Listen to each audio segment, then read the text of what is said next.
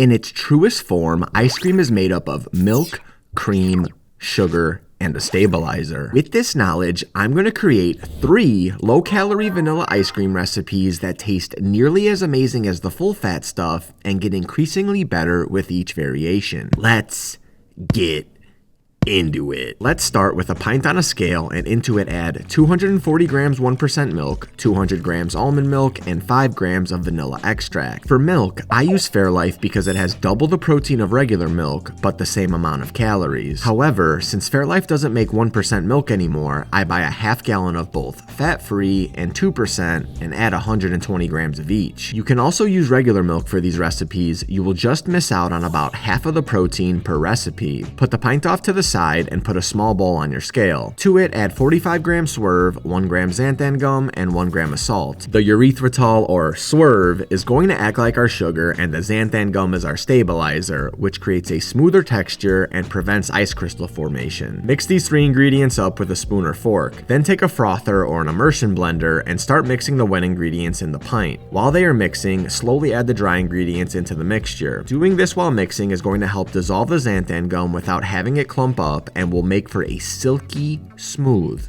final product. Once all the dry ingredients have been poured, continue mixing for an additional 90 seconds. When finished, put a cap on your pint and freeze it for 24 hours. If you have a bunch of pints in your freezer like I do, I suggest getting some masking tape and labeling your ice cream with a Sharpie before throwing it in the freezer. This way, you know which pint is which when choosing your ice cream for the day. When you are ready to eat, grab your pint and rinse the outside of it under hot water for 1 minute. Dry the pint off, load it up, and hit the ice cream function. I have tried all the creamy settings, and the ice cream function is what I found worked the best in a double-blind control trial I did in my kitchen. However, texture preferences are individual, so if there's another setting you prefer, feel free to use that one. Once the first spin is done, it looks like this. It definitely needs another respin, so back into the creamy it goes. After the respin, the vanilla ice cream is ice cream pint consistency, but if you are a fan of vanilla soft serve, I would run the respin one more time. This recipe is the lowest calorie out of the group while also being the most cost effective,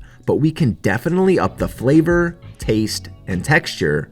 So let's move on to the next recipe. Into a pint, add 440 grams 1% milk and 5 grams of vanilla extract. The subtraction of almond milk for the addition of purely cow's milk is going to improve the ice cream's consistency while also decreasing ice crystal formation. Put the pint off to the side and put a small bowl on your scale. To it, add 45 grams Swerve, 1 gram xanthan gum, and 1 gram of salt. By the way, if you prefer another sweetener, feel free to use it in these recipes instead. Mix the dry ingredients thoroughly, and while the frother is running, slowly add the dry ingredients to the pint. Once all the dry ingredients have been added, mix for an additional 90 seconds. Put the top on and freeze for 24 hours. When it's time to eat, rinse off the outside of the pint, load it into the creamy, and run it on the ice cream setting. While you wait, consider ordering my cookbook to get access to over 100 delicious recipes, including the ones in this video, and receive all updates for free. If you want future recipes before everyone else, get the gift that keeps on giving and order today with the link in my pinned comment. Load the pint right back up,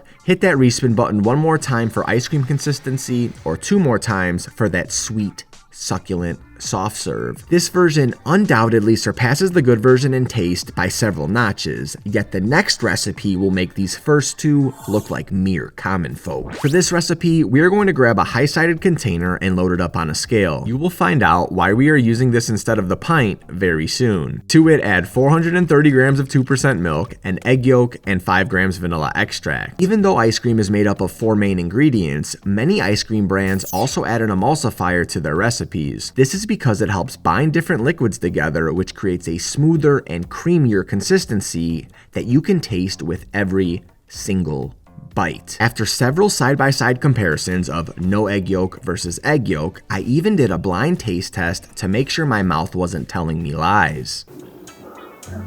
I don't know, like move them around and shit, so I don't know what's what. Hello. Pretty smooth. Pretty smooth, I gotta say.